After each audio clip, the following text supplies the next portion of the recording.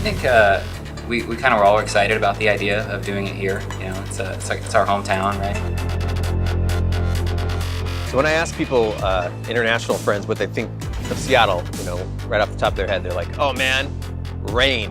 It's a really cool city. It's got a lot of really cool atmosphere. It's got a lot of low cloud decks, a lot of fog, a lot of rain. The cool part about working on this new system is that we can throw the type of detail that we just couldn't before.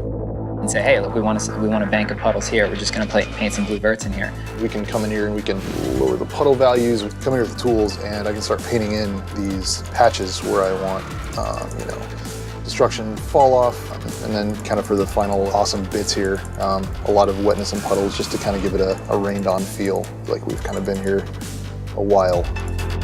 If it's super wet time of day, you'll see streaks of wet coming down the sides of the building, and we can control that too.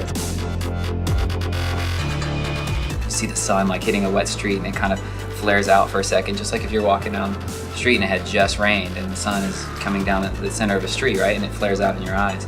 You want that. So I can make it feel like there's really heavy fog sitting on the bay and the water down here. Which for me it's great because like maybe I want really low hanging fog and to be more clear as it goes up. It allows me to create some like really super interesting times of day.